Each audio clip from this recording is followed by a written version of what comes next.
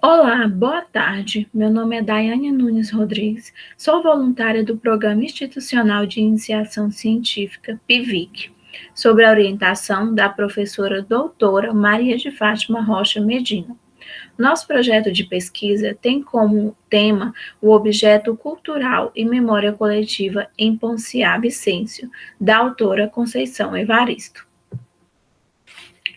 O projeto trata sobre o romance Ponciá Vicêncio, como eu já havia falado, da autora Conceição Evaristo. Retrata sobre a trajetória, os afetos, as dores e o sofrimento da personagem principal e de sua família. Aborda também aspectos da memória ancestral a partir do barro, como um objeto cultural que entrelaça Ponciá e sua família no presente aos antepassados. É uma pesquisa de caráter bibliográfico, onde focou a memória coletiva a partir da entonação própria na produção de peças artesanais ou cerâmicas. Foram feitas 3 leituras do romance. A primeira leitura foi uma leitura panorâmica, a segunda foi com o objetivo de aprofundar e compreender melhor os elementos da narrativa, e a terceira leitura foi para identificar quantas vezes aparecia a palavra barro, argila ou cerâmica dentro da obra. A trajetória de vida de Ponciá e sua família foi ligada pelas peças artesanais de barro.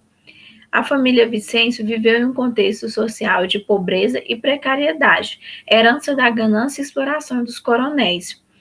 Ou seja, naquela época, os negros eles eram vistos somente para oferecer a sua força, né, braçal. Eles não tinham, para os senhores brancos, negros, eles não tinham capacidade de aprender outra coisa, era somente para servir.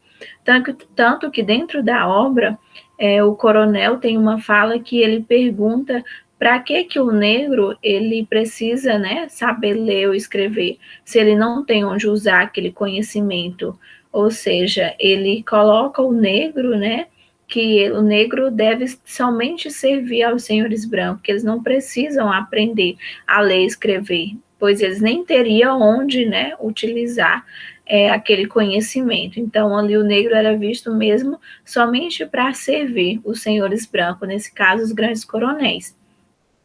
E a presença do barro funciona como um objeto cultural portador de memória coletiva que interliga Ponciá aos seus ancestrais.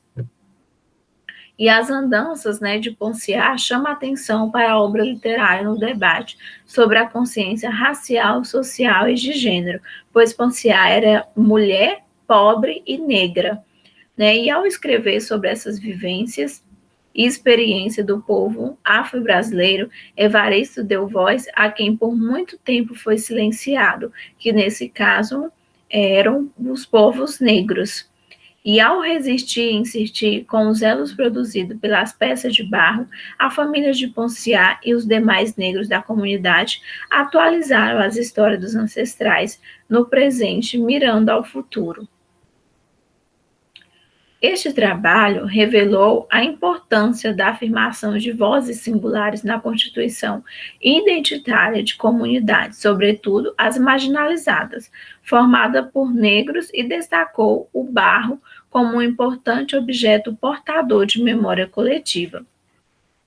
Os personagens principais da obra, Luandi, Ponciá e sua mãe, eles tinham uma forte ligação com o barro, que também era chamado de argila ou cerâmica, que era uma matéria-prima utilizada para a fabricação de objetos. Com isso, é possível notar que havia um elo que os unia não só pelo próprio passado familiar, mas com os demais negros. E tudo isso tem um sentido cultural, social para os personagens da obra e que constitui o objeto cultural e memória coletiva. Também possibilitou a compreensão da importância que a literatura afro-brasileira tem como espaço de confronto e de relações de poder acerca dos negros na história do país. Utilizou-se como referência a obra Ponciá Vicêncio, da autora Conceição Evaristo, uma resenha da revista Barquistiniana e um artigo da Aline Alves Arruda, Um Bico de Homo Feminino e Negro. E aqui eu encerro a minha apresentação do projeto e desde já eu agradeço a atenção de todos.